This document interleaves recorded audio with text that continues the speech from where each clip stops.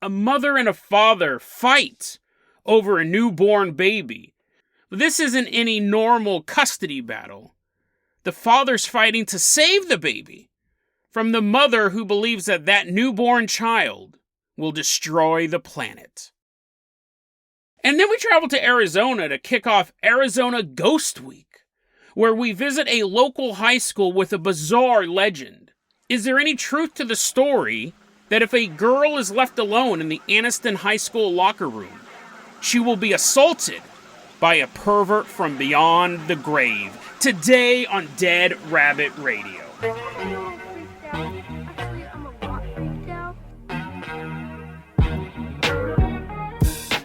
Hey everyone, welcome back to another episode of Dead Rabbit Radio. I'm your host, Jason Carpenter. I'm having a great day. Hope you guys are having a great day too. Hope you guys had a fun weekend. One last reminder before the event this weekend, May 14th, 2022. If you're listening to this episode in the year 2025, it's too late. May 14th, 2022, I will be at the McMinimans UFO Festival in McMinnville, Oregon. I will be there from 10 to 6 p.m. with my haunted museum. When I tell people about this, they keep saying it's going to look like a garage sale, Jason. It might, but it'll be a haunted garage sale.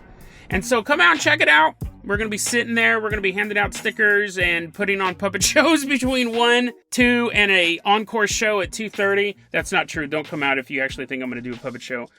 But I might. I probably won't. It'll probably look janky enough, me sitting there with my garage sale / museum. But someone who never looks janky, walking into Dead Rabbit Command right now, is one of our supporters of the show. Everyone give it up for Nathaniel Williams. Woo! Yeah! We'll give him a big round of applause as he's walking in. And he's walking in. He actually bought me 2 books, so I'm going to spread his shout out over 2 episodes. He bought me some books off of my Amazon wish list. Nathaniel, thank you so much for that. In this first episode, he's getting a shout out for is he bought me this book, Everything is Under Control, Conspiracies, Cults, and Cover-Ups. Thank you very much for this book. This book's written by Robert Anton Wilson. If you know anything about conspiracy theories, you know that name. The reason why the name Illuminati means so much in Western society is because of Robert Anton Wilson and his Illuminatus trilogy. It was a real group back in the 1700s, but he popularized it, and this is an encyclopedia of conspiracy theories. I spent probably 20 minutes flipping through this the other day. I found an iceberg topic that I covered a long time ago, and I was wrong. This book is so comprehensive, I've barely scratched the surface. We're going to have to do an update of an iceberg episode. Paleolithic deep state is listed in this book, and I'm wondering, because this book is older, I'm wondering how many other iceberg topics could be in here. Fascinating book. Thank you so much, Nathaniel, for sending that over. You'll get a shout out when we do that Paleolithic deep state cover-up as well. Yeah. 1998 is when that book came out, so it definitely predates the icebergs by a long time. So that is a great introduction. Nathaniel, let's go ahead and toss you the keys to the Hare hovercraft. This is one of our vehicles that's kind of dusty. We don't use a lot. Let's all hop on board. Nathaniel, fire this bad boy up. We're headed all the way out to Primm, Nevada. I came across this story the other day. I do a lot of true crime on my TikTok channel at Dead Rabbit Radio. That's where I really get my true crime fix. I don't cover as much on the show a lot, but every so often I come across one that's just so insane that you just got to spend a little more time talking about it than just a minute. We're in Primm, Nevada, and this just happened on March 26, 2022. There's this woman named Ashley Hollingsworth. She's 23 years old, and she's 9 months pregnant. And her boyfriend, who does not give his name, he does not want to be associated with this woman at all at this point. He's probably deeply embarrassed. We're going to call him Mark. They're over at, like, a relative of his house. They're staying at a relative's of Mark's. And it's just them 2 in the house. Well, baby makes 3, right? She's 9 months pregnant. This little baby person's getting ready to pop out. And it's probably been a super stressful 9 months, right? I've never gotten anyone pregnant, and I can't imagine what it would be like to spend 9 months with someone constantly, like, waddling around the house. Otherwise, I'd hang out with the penguin. But on this particular day, I don't know how much of there was a lead up to this, but according to Mark, according to the news articles on this, because this is a true crime case, seems like it just started this day. She's waddling around the living room with this baby inside of her, and she goes, "Hey, Mark, can you do me a favor? And he's like, oh, what? What, am I going to go like to the store and get some pickles or something for you?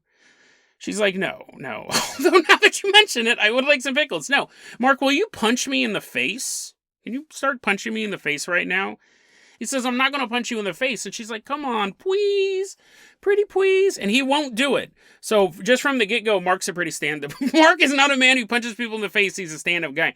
And she's begging him to do it. And he's like, no, I'm not going to punch you in the face. What is going on? Why are you bringing this up all of a sudden? She then starts punching herself in the face and then looks at him and says, I'm ready to go to heaven. Now, your stress level is already super high, right? Because a baby is going to come out of this girl at any moment. But I can't imagine the fear if you're sitting there with a woman and she starts punching herself in the face. Because you know what everyone in the world's going to think, including the police officers who come to arrest you. They're not going to believe you if you say, well, she's punched herself in the face. So I'm sure Mark was on super edge, but for whatever reason, he didn't immediately freak out. He just sat there, kept reading a magazine or playing video games. A couple hours later, Mark's sitting there and he's like, dum-dum-dum-dum. Well, I wonder what's going on with my partially insane girlfriend, and she's 9 months pregnant. I should go check on her. So he goes into the bathroom, and there's a baby in the toilet. Well, not just a baby, his baby. His baby's in the toilet, and he's like, oh my God, what? Did you give birth while you were in here? And she's just looking away from him in the corner, just going, not the baby. Ashley is acting super weird. And yes, she went into the bathroom and pushed out a baby.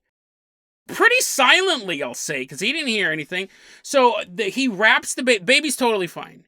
He gets a little towel, hopefully a little soft towel with ducks on it. He wraps the baby up and he's like, dude, we gotta go to the hospital right now. Like, this baby, I don't know much about babies. This is my first one, but I'm pretty sure they're not supposed to be born in toilets. He gets the baby and they're running out to the car and she's like, oh, can I hold the baby? Can I hold the baby? You know, mom knows best. And he's like, yeah, sure. Gives her the baby. Okay, so Mark does the right things in this story, but he does make some bad decisions. He gives the baby back to Ashley, and they both get in the car, and he's driving down the road to the hospital. And Ashley is looking at the baby, and then she starts going, you're a little devil, aren't you? You're a little devil, baby. Look at you with your dark thoughts. Look at you with your intention to destroy humanity. And she begins to try to suffocate the baby. And Mark's driving this car, right? There's a toilet baby in the passenger seat with this crazy mom. And he looks over and Ashley keeps putting the towel, or the blanket actually is what they got. Because I looked at my notes, I looked a little closer at my notes. It wasn't a towel, it wasn't a coarse towel that they picked up off the bathroom floor. She keeps taking the towel and she's putting it over the baby's mouth. And then she would take it off. And then she would put it over the baby's mouth. And nose. She's trying to suffocate the baby. And she starts saying, this baby's grunting at me. This baby's the devil. I have to kill it. Mark's driving a car, right? And now Mark's like, stop it. He's trying to get the blanket off the baby's face. And she keeps doing this. This baby is 4 minutes old at this point. I guess it would still be awful if it was a 3-year-old. But this baby's 4 minutes old. He then has to fight for the baby. He grabs it from his girlfriend, and now in one arm, he's holding a 4-minute-old toilet baby, and in the other arm, he's speeding through traffic, trying to get to the hospital. And she keeps going, no, Mark, you don't understand. This baby is evil. Look at the way it sticks its tongue out. Look at the way it's grunting at me. It's going, eh, eh, eh. Which, I don't know, I've never been around a newborn baby, but I don't think babies are in control of what they say or where their tongue is. She keeps saying, this baby is going to get into our brains and she's going to make us kill each other. That child, we have to kill it. We have to kill it. It will destroy the world, Mark. Please, give me back the baby. I'll take care of it. Mark's like, no, I'm just going to keep driving the car. This baby can grunt at you all that it wants. And she keeps arguing, have you ever seen a baby come out clean before? When I gave birth, it wasn't covered in any sort of weird gross stuff that comes out of people. It was just clean. Now, to be fair, it did fall in a toilet, so maybe that washed some of it away. And he's driving the car. He's holding this couple-minute-old baby. And he gets to the hospital. And when they get to the hospital, They're like getting out, and the hospital staff kind of sees what's going on. This car peels in. I don't know if he was busting donuts. He's like, out of the way, ambulances. He's warding them off. He pulls up, this guy jumps out with this little baby, and then Ashley gets out of the car, and she's covered in blood from the waist down. Like, she's having some serious hemorrhaging, and the hospital staff's like, oh, what in the world could possibly be going on? Stay away, ambulances. We don't care about your broken arms and stroke victims. We want to help this crazy couple. Well, Ashley, it looks at the hospital staff and notices that she's bleeding, and then Ashley just runs away. And Mark's sitting there holding this baby. He's like, I'm not going after that woman. She's totally nuts. And he goes into the hospital and he starts telling him, hey, you got to call the police. Like, this woman, she tried killing my baby. And I think she's going to hurt herself. She's talking about people trying to take over the world. And the baby is telepathically trying to murder people and stuff like that. The baby's totally fine. They brought the baby in for being a toilet baby. The baby is totally fine. They said the baby never really lost any oxygen in the water or with the blanket. Baby's totally fine. But the police are now looking for Ashley, and about 2 hours after this all started, they find her. They find her in the forest. There's like a surrounding forest around this area, or a wooded area. I don't know if it's like an enchanted forest of gingerbread houses, but the cops find her, and her face is just totally swollen up. It's totally beat up. The cops are like, whoa, what happened to you? And she goes, I was walking through the forest, just normal day, having toilet babies. And then I was taking a walk through this forest, and a rock started beating me up. It started punching me like a Popeye cartoon. And the cops are like, great. So they obviously, one of them super scared of rocks. He's all shooting the rocks around. Oh no, I think I saw that move. They're like, a rock didn't really beat her up, you idiot. Let's bring her back to the hospital. She obviously needs, she's bleeding and her face is all busted up. And so they take her back to the hospital. The cop's super suspicious. He won't turn his back on any rocks. There's like a gravel pathway. He's like, no, it's a trap. They take her back to the hospital, and she's like, tell you what, guys, I lied. A rock didn't beat me up. I made that up. What actually happened was I ran away from my baby because I thought my baby's just going to make me murder a bunch of people. And if I didn't run away quick enough, the baby would start following me. So I had to run as far away as possible. And then once I got out of the baby's telepathic range, I realized what a horrible mother I was. I decided to kill myself. So I saw this giant rock and I began smashing my face into the rock 15 times to kill herself. And then she's basically like completely bloodied. She's all bashed up. And then she realizes something is preventing her from killing herself. So even though she seemed to fall out of this mania where she thought this baby was evil, she had to kill the baby, she got far enough away from it and she was finally like, oh my God, I'm a horrible person, I shouldn't have done that, I have to take my own life. She still attributed some sort of psychic or supernatural force to keeping her from killing herself, bashing her head in. But she goes, doctors, cops, I can obviously see these psychologists walking into the room as well. Don't worry, Ashley said, don't worry. You see, Jesus put good magic on the baby. And now the baby's okay. And I will be okay too. I will be okay. So she's spitting up teeth and her head is throbbing. Whoomp, whoomp, whoomp, whoomp. There's little like birds floating around, lumps on her head. This is what's interesting about this story. One, outside the fact that it involves toilet babies and satanic prophecies and Jesus magic and all that stuff. What's so fascinating about this story is we will never hear about this story again unless something really bad happens in the future. Like this woman who has 2 other kids, by the way. I can tell you how this story will progress without any of us knowing. She'll stay living with the kids. She'll probably get some psychiatric help. Whether or not it helps, we won't know. Hopefully it does. But she will stay with the kids. Mark may file for sole custody of this child, right? The mom's dangerous. She tried murdering it. Some Nevada judge will say, well, we think that, that's a little radical, right? Sure, she tried killing her baby multiple times, but let's go ahead and do the co-parenting thing and there'll be joint custody.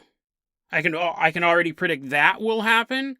And I hope I never hear about these people again, right? I hope Ashley Hutchinson becomes a name on this episode, or sorry, that name doesn't exist, Ashley Hollingsworth. Hopefully I never hear about these people again. That means their life was fairly normal. If these people pop up again, it's because she murdered her child or some bizarre murder-suicide thing, and which, could happen in a week. It could happen 10 years from now when her daughter's getting ready to do the school play and Ashley Hollingsworth has another mental breakdown and kills her kid before she can go on stage and says if she had gone on stage, she would have been able to influence the entire PTA, and I stopped that. I saved the world.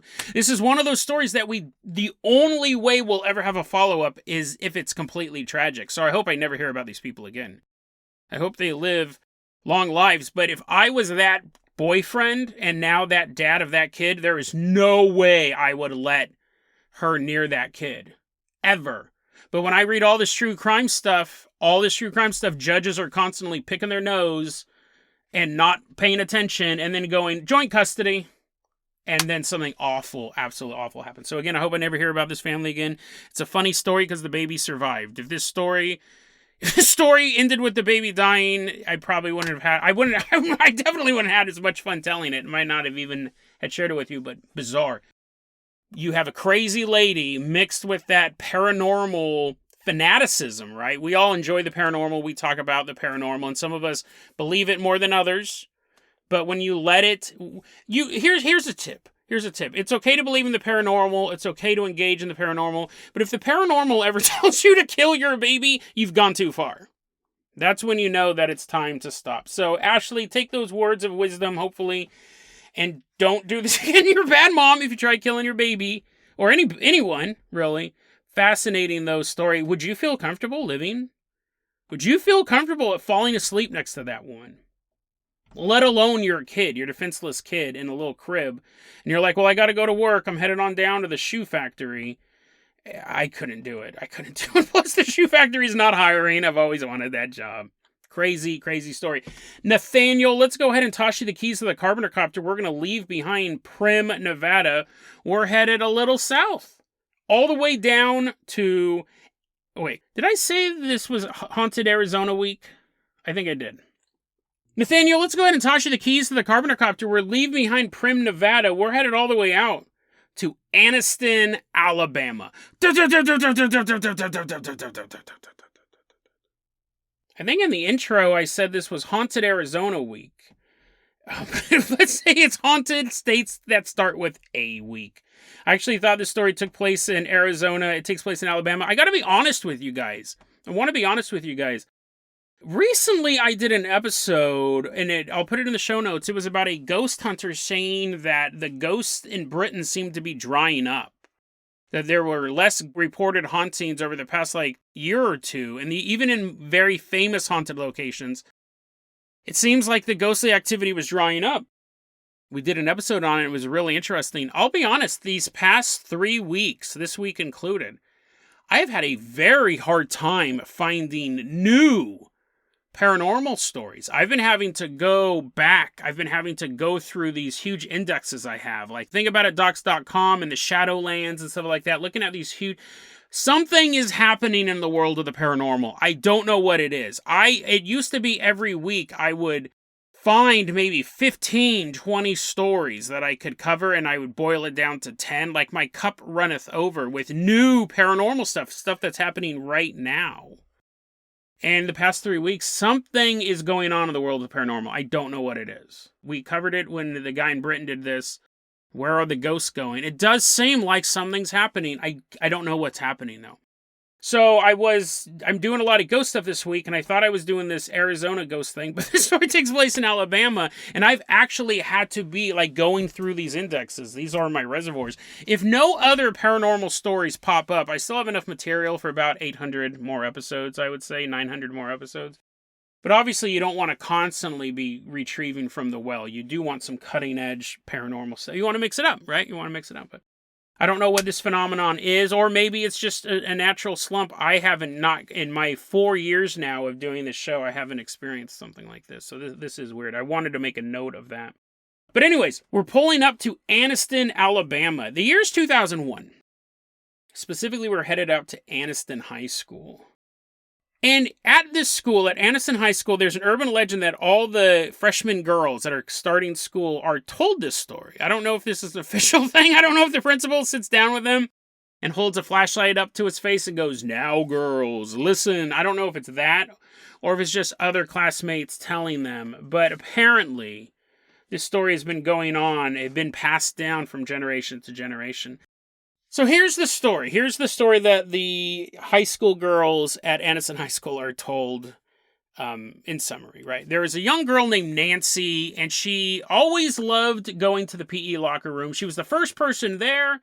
She was the first person to leave. She's very punctual. And the reason why she wanted to be the first person to leave so she could get to the bus on time and take the bus home. And then she's probably the first person to show up at home. She's a latchkey kid, and she walks in, she makes herself some macaroni and cheese.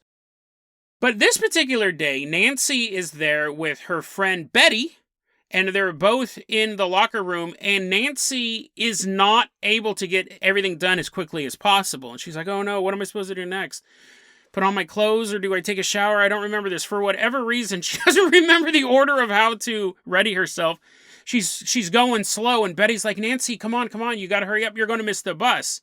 Again, completely uncharacteristic for Nancy, but she can't get her stuff together. So Nancy's finally ready to go. Her and Betty jump up, they leave the gym, and as they're walking to the bus, Nancy goes, "Oh my God, I forgot my purse in the locker room." And Betty's like, "Dude, listen, go grab your purse. I'll try to hold the bus, but if you gotta get your stuff together, you're normally like the most prompt." I know, I don't know what's going on. So Betty goes to the bus, and Nancy goes back to the locker room, and she is all alone in there. She's just walking through the locker room to get her purse. She will be out of here in a minute.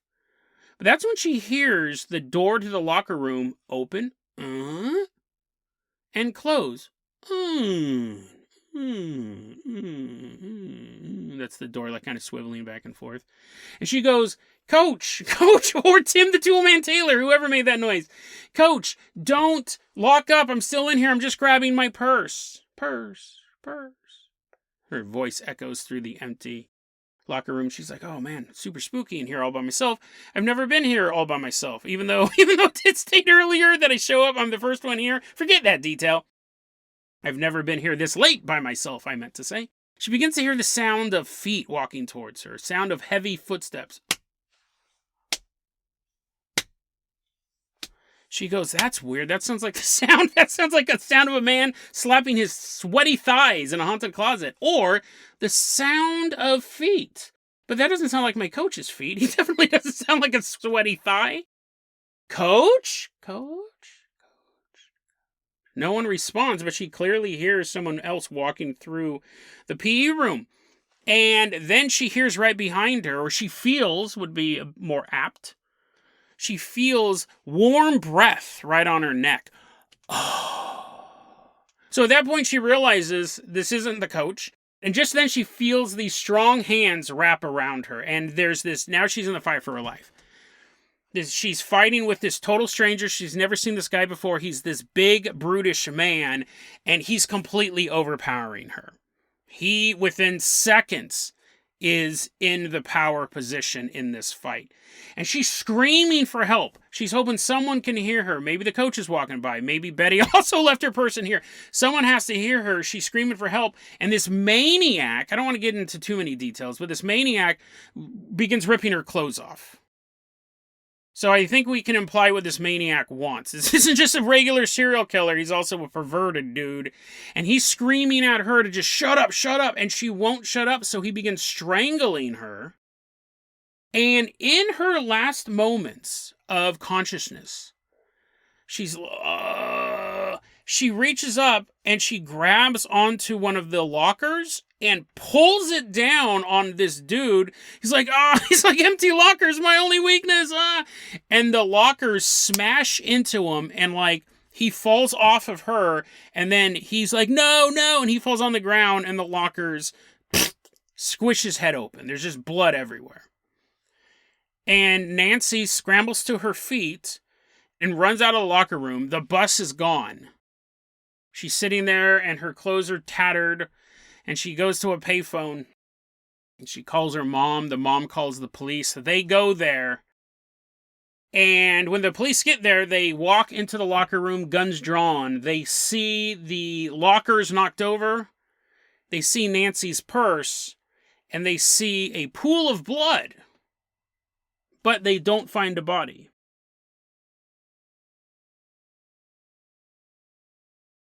This story has apparently been going around since 2001, and there's 2 additions to it. One is the story has now become a young girl should not be alone in the PE locker room at Anniston High School, because if you are alone, just the one of you, you will hear the sound of a door opening, the sound of heavy footsteps walking towards you, and the sensation of someone breathing on the back of your neck, but when you turn around, there's no one there. So classic haunting, classic ghostly activity. And then there's another addition to the story. People were telling this story every year since 2001, and no one really believed it, or some people believed it, thought it was spooky. Until one night, there was another girl who, she was there. She was supposed to be in the band. She was part of the band, and they were going to perform at the football game that night, the home game. And this young girl, she stayed behind in the locker room to do some changing. She had to get her big fuzzy hat, switch it out for, I don't know, a small fuzzy hat. And she never showed up for the band. They did the whole performance. They didn't know where this girl was. And then after the football game, and as the band was filing out of the auditorium, the stadium, I meant, they see their fellow band member sitting there on the corner, her clothes in tatters, and she's crying. And they said, we never saw her again. Like, she never came back to school. Apparently, her family moved. It does feel like an urban legend, and urban legends are always there to teach us a lesson. And the lesson in this story is young women don't be alone in a place where you can't easily get help, I think is the... But that situation's global. That situation's everywhere, right? You don't hear stories about don't walk down the street at night because otherwise a ghost might get you. Like, why is that this urban legend so specific to this location at this high school? Was there an assault on a young girl, a sexual assault on a young girl in this location? And instead of telling that story about something that happened between a teacher and a student, or a student and a student, however it worked out, a student and a stranger, you wrap it in a ghostly box because it goes down easier. That doesn't seem right. That doesn't seem like you could just tell the story like, hey, ladies, don't be alone. There's perverts out there, especially in a locker room where we've in the past had perverts show up. It's also possible that there is a haunting there. It's also possible that, because I've come across this a lot, and we're going to be talking about this later in the week when we continue our Ghost from States that Start with A special. You have a haunting. That at this PE locker room, there may be the sound of a door opening and footsteps and the warm breath on the back of their neck, and someone retconned that story for a reason why. And then, unfortunately, the story about the young girl who was in the band, that could have been, again, a totally unrelated event, a unrelated sexual assault as of this story, but who knows, right? But all of that stuff is really fascinating, and that's definitely a path we can travel down. But I wanted to actually end this episode by bringing up a conspiracy theory that I talked about a long time ago. It's probably one of the most uncomfortable conspiracy theories we've talked about on this show. And this story reminded me of that. I did an episode a long time ago called Scooby Doo SVU, and it was about sex offenders and their connection to the world of the paranormal. And what sparked that episode is I thought, this is a conspiracy theory, which now I used to say are there, now I think I started there has to be groups of sexual perverts, pedophiles, rapists, however they are, right? They're all kind of the same ilk, who use magic to attack their victims. It has to exist. It has to exist. Because we, in the world of paranormal, we believe in magic. We believe that people use magic for dark purposes. The thing I was specifically saying is there a group of pedophiles out there who summon the ghosts of dead children to molest them? And while I was researching that, I found out that there's just a bunch of pedophiles involved in the world of the paranormal. There's a ton of them. Since that episode, one of the guys from one of the East Coast states for MUFON, the Mutual UFO Network, got caught soliciting like a 13-year-old or 16-year-old or whatever it was. Like, since that episode. And in that episode, I'll put it in the show notes, it's like example after example after example of people using the world of the paranormal to attack victims. And people have to be using this in more darker... Well, they're both horrible, but people have to be using magic to do this stuff. I used to say is there, and now I would say there is most likely a group of pedophilic dark magic users who summon the ghosts of dead children and molest them. It just has to. In all of the stuff that we've covered, that it seems reasonable. I'm not saying the activity seems reasonable. There has to be a group like that. And when you can name a group like that and you can't find them, again, that as a conspiracy theory makes me more... It makes me more certain that that group exists and they're really good at covering their tracks. If you have all these other groups, you know, like the Illuminati, the Trilateral Commission, or the Bilderberg Group, they're all economically powerhouses, right? But you also would have, if you have a bunch of businessmen wanting to control the world of business, you would have perverts going, you know what, I'm a super perverted guy, and I really wanted to hook up with Jean Bonnet, but she's dead. Or is she? And then they like summon Jean Bonnet's ghost. It has to exist. And here's the thing, even if it didn't work, people have to be trying that. I would find it absolutely shocking that there's not a single Venn diagram of people who are perverts and people who are users of magic or steadiers of magic. Even if it didn't work, they're trying to use Ouija boards or summoning spells or whatever. I'm not saying that Jean Bonnet's actually showing up in these locations and she's being traumatized. I'm saying that people are trying to do that.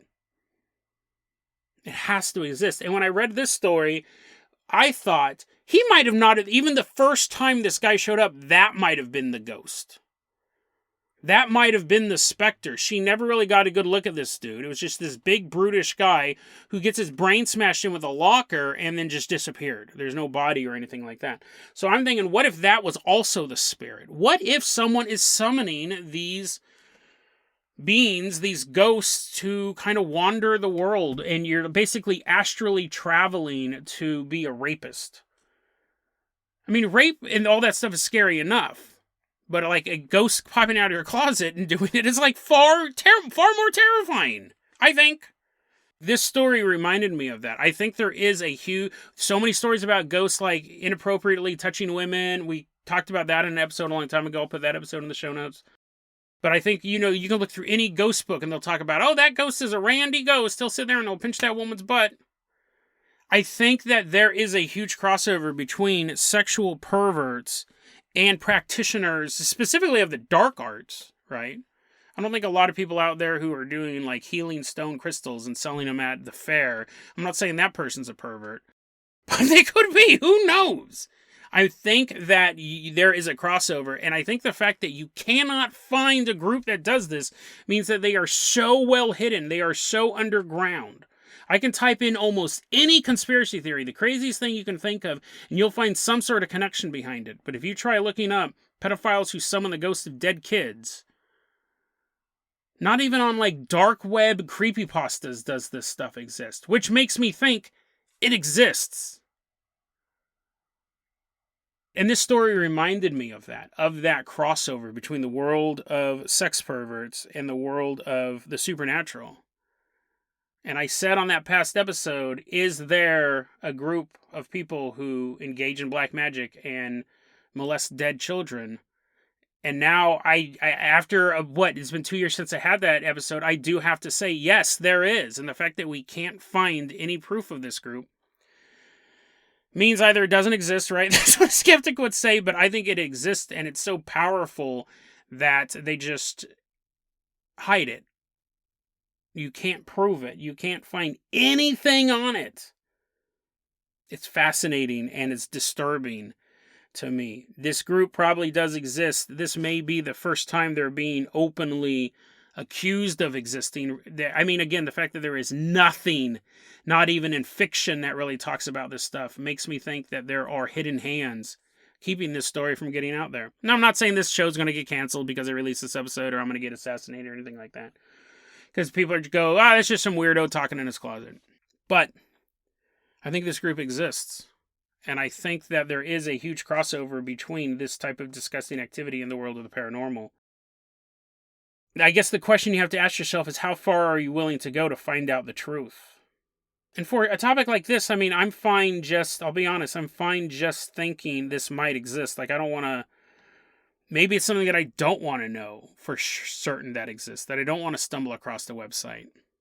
It's like some things you may be better off not knowing are real, and you just would rather just hear this creepy story that they tell in Anniston High School that's vaguely related to a conspiracy theory that, like, how much would your worldview change if you knew for certain that there was a group out there trying to do this, and how much of your worldview would change if you knew they were successful in summoning the spirits of the dead to continue to torment them just because some people have access to the right magical tools and a disgusting, sick perversion.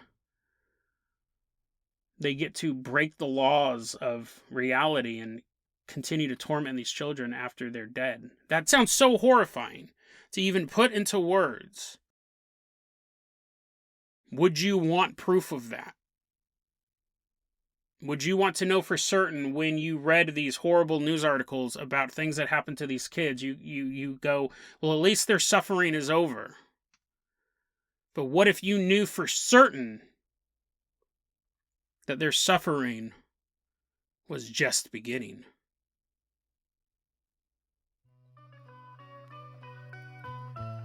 DeadRabbitRadio@gmail.com is going to be our email address. You can also hit us up at Facebook.com/DeadRabbitRadio. TikTok is @DeadRabbitRadio. Dead Rabbit Radio is the daily paranormal, conspiracy, and true crime podcast. You don't have to listen to it every day, but I'm glad you listened to it today. Have a great one, guys.